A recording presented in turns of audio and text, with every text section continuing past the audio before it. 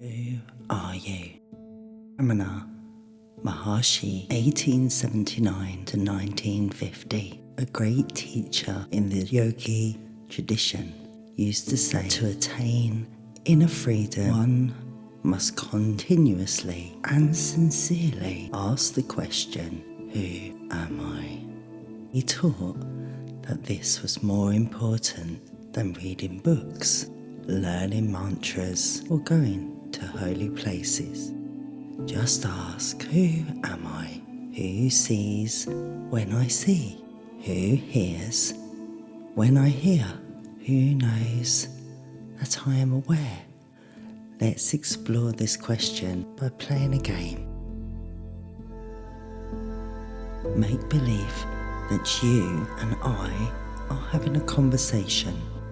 Typically, in Western cultures, when someone comes up to you and asks, "Excuse me, who are you?"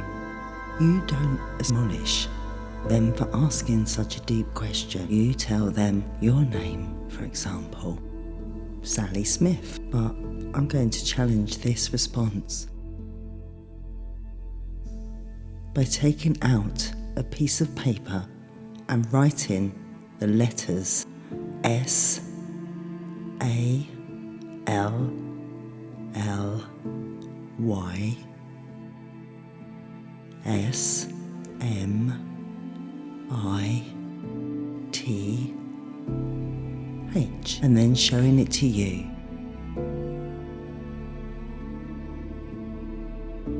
Is that who you are? A collection of letters?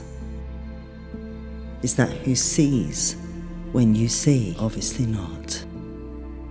So you say, okay, you're right, I'm sorry. I'm not Sally Smith. That's a name that people call me. It's a label, really. I'm Frank's wife.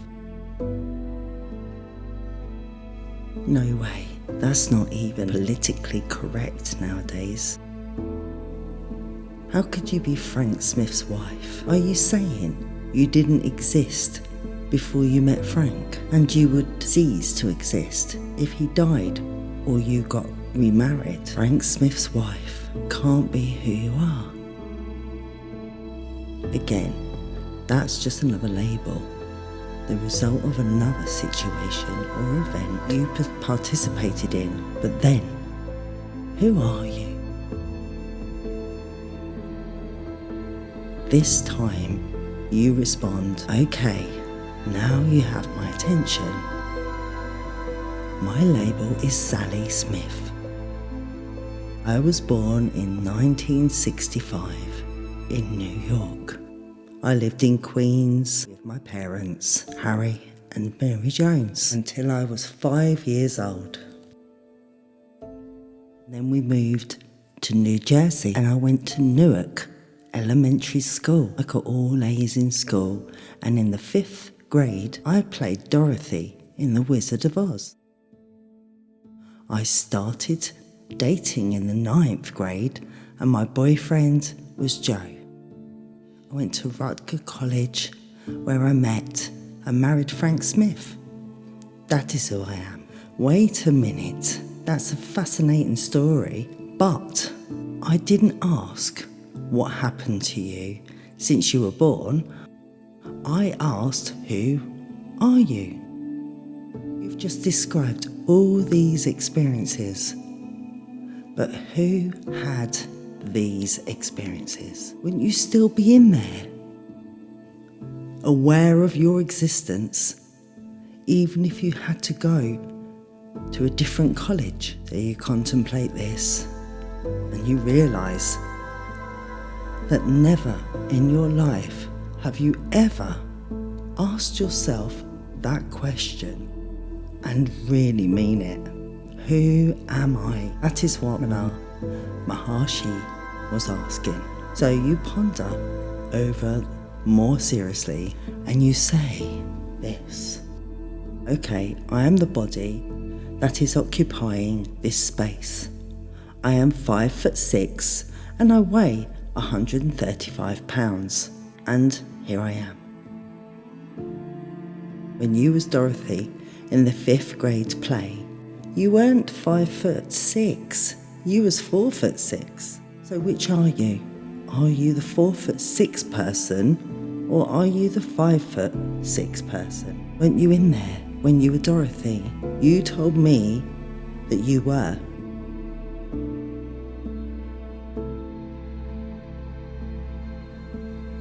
Aren't you the one who had the experience of being Dorothy in the 5th grade, now having the experience of trying to answer these questions? Isn't this the same you? Perhaps we need to step back for a moment to ask some exploratory questions before returning to the core question. When you were 10 years old, didn't you look in the mirror and see a 10-year-old's body? What you looked at has changed, but what about you, the one who is looking? Isn't there a continuity of being?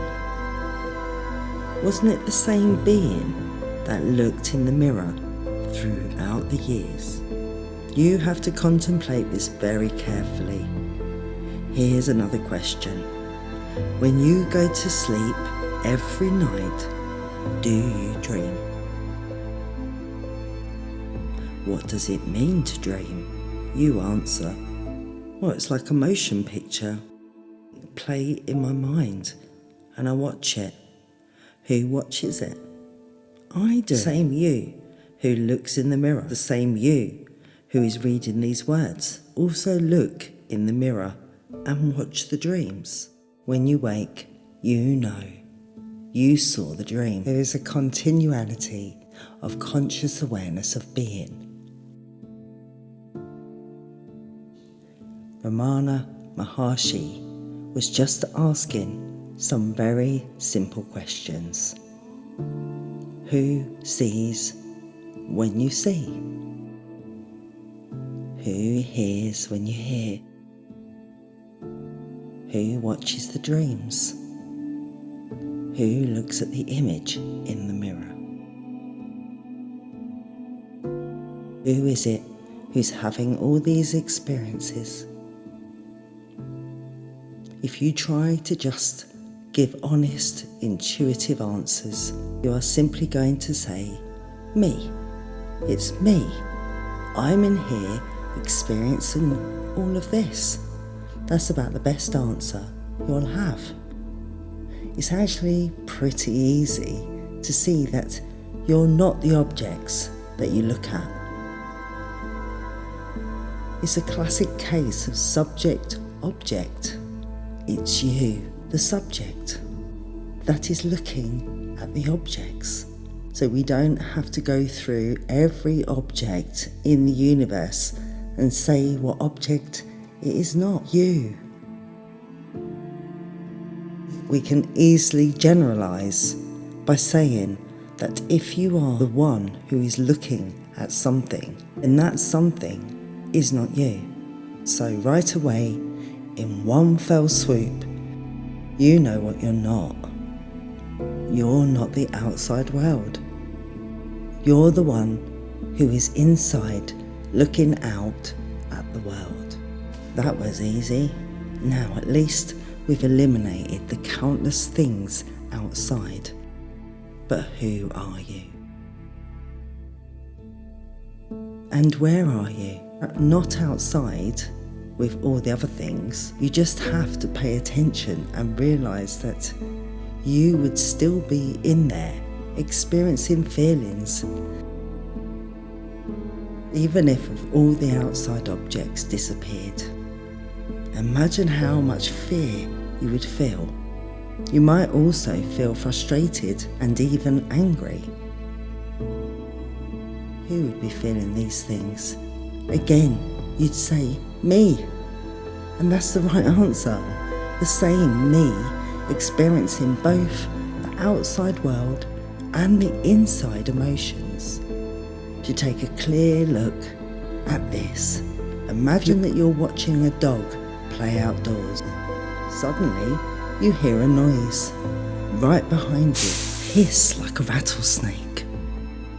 would you still be looking at the dog with the same intensity of focus? Of course not. You'd be feeling tremendous fear inside. Although the dog would still be playing in front of you, preoccupied with your experience of fear, and quickly become absorbed in your emotions. Who feels the fear? Isn't it the same you watching the dog? Who feels love when you feel love? Can't you feel so much love that it's hard to keep your eyes open? You can become so absorbed in beautiful inner feelings or frightening inner fears. It's hard to focus on outer objects. Inside and outside objects compete for your attention. You are in there having both inner and outer experiences, but who are you? To explore this more deeply, who feels love when you feel love? Can't you feel so much love that it's hard to keep your eyes open? You can become so absorbed in beautiful inner feelings or frightening inner fears, and it's hard to focus on outer objects. In a sense, inside and outside objects compete for your attention. You are in there having both inner and outer experiences, but who are you? To explore this more deeply, answer another question. Don't you have times when you're not having emotional experiences and instead you just feel quiet inside? You're still in there, but you're just aware of peaceful quiet.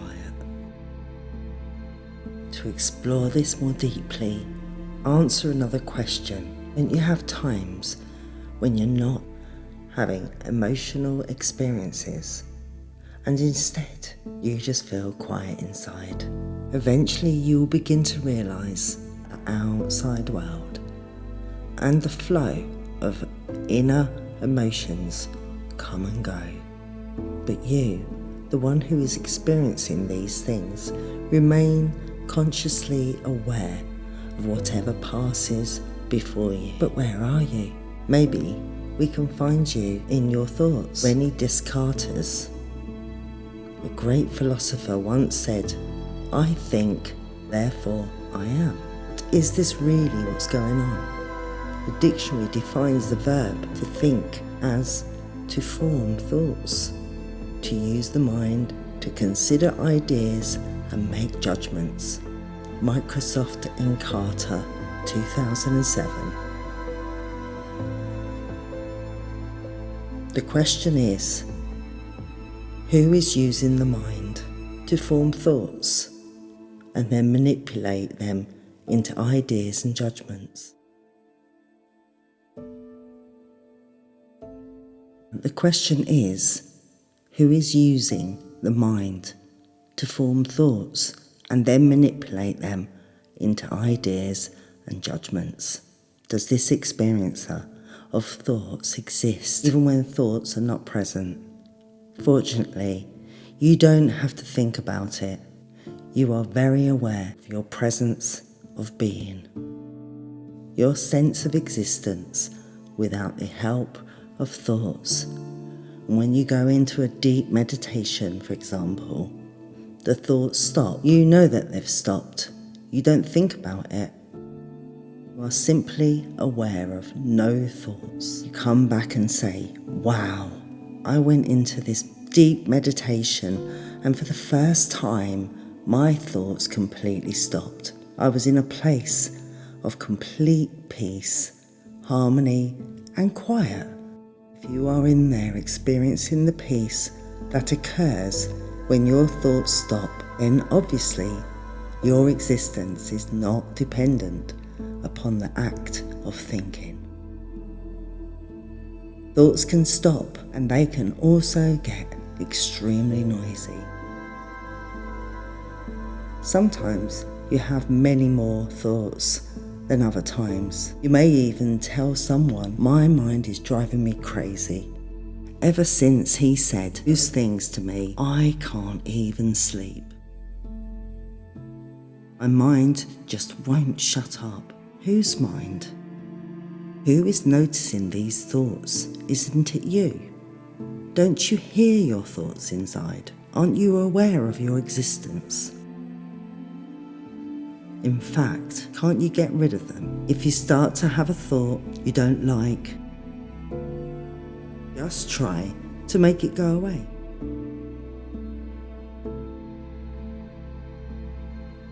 People struggle with thoughts all the time. Who is it that is aware of the thoughts, and who is it that struggles with them? Again, you have a subject-object relationship with your thoughts. You are the subject, and thoughts are just another object you can be aware of. You are not your thoughts. You are simply aware of your thoughts.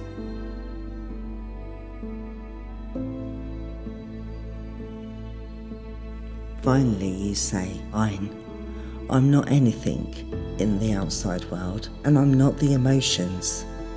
These outer and inner objects come and go, and I experience them. Plus, I'm not the thoughts. They can be quiet or noisy, happy or sad. Thoughts are just something else that I am aware of.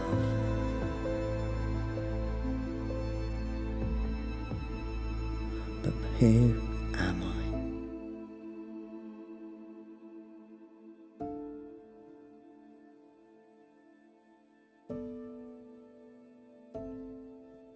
It starts to become a serious question. Who am I? Who is having all these physical, emotional and mental experiences? So you contemplate this question a little deeper. This is done by letting go of the experiences and noticing who is left. You begin to notice who is experiencing the experience.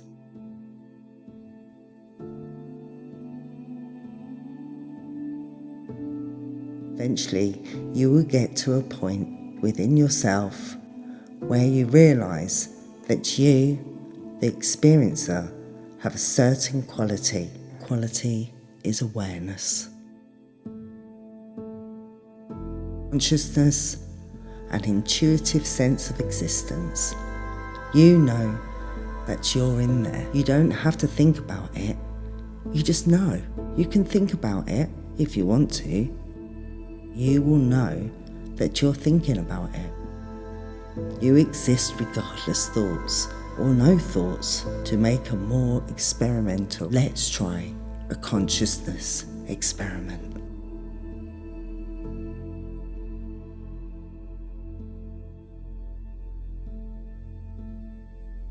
Notice that with a single glance at a room or out the window, you instantaneously see the full detail of everything that's in front of you. You are effortlessly aware of all these objects that are within the scope of your vision, both near and far away. Without moving your head or your eyes, you perceive all intricate details of what you immediately see.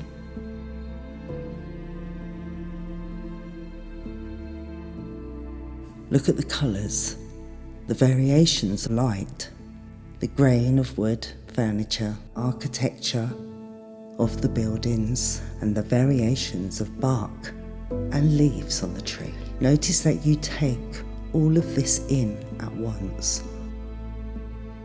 without having to think about it. No thoughts are necessary. You just see it.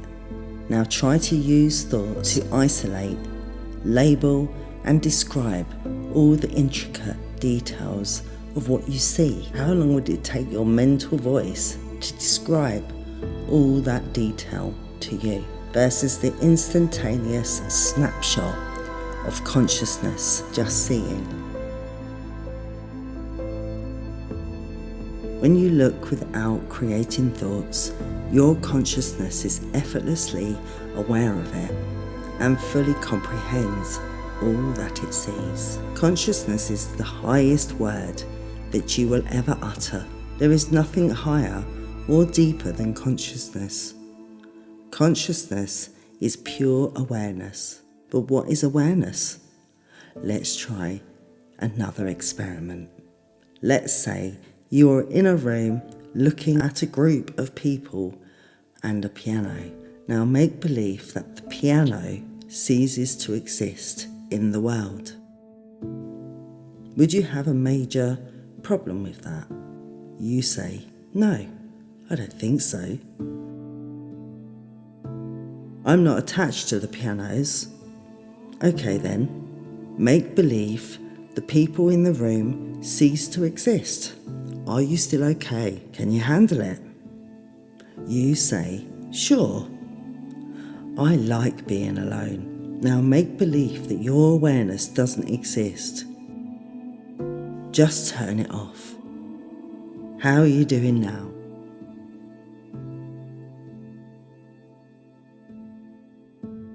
What would it be like if your awareness didn't exist?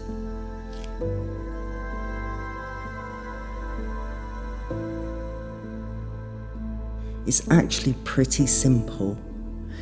You wouldn't be there. There would be no sense of me. There wouldn't be anyone in there to say. There would be no sense of me. There wouldn't be anyone in there to say, wow, I used to be in there, but now I'm not.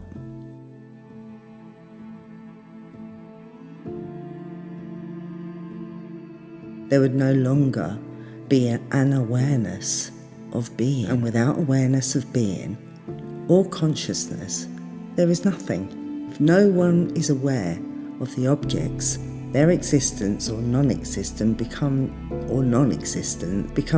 completely irrelevant.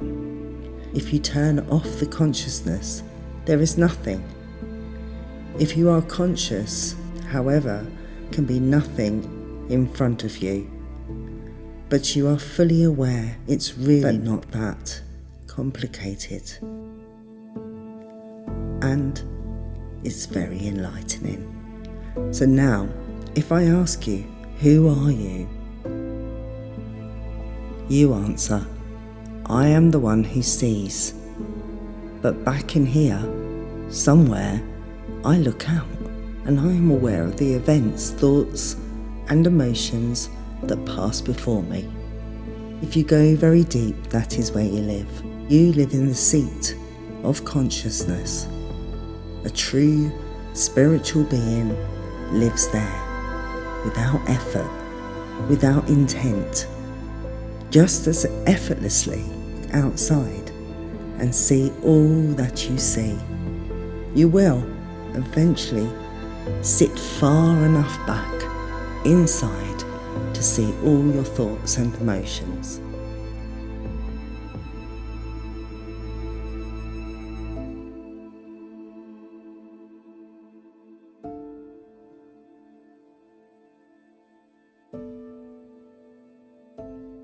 As well as outer form, all these objects are in front of you.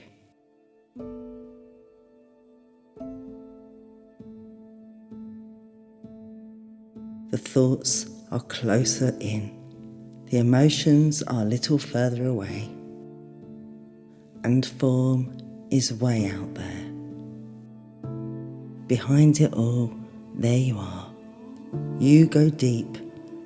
You go so deep that you realise that's where you've always been. At each stage of your life, when you've seen different thoughts, emotions and objects pass before you, but you have always been the conscious receiver of all that was. Now, just watching. This is your true home.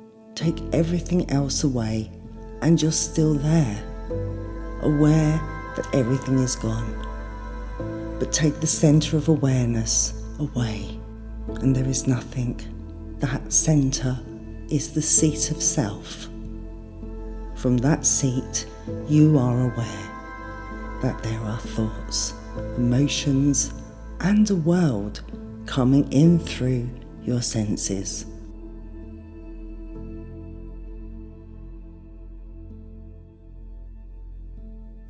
But now you are aware that you're aware.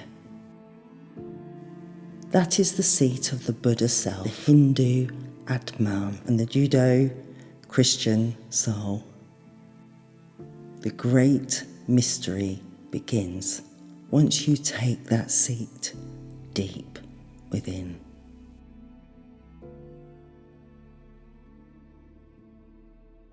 Wow.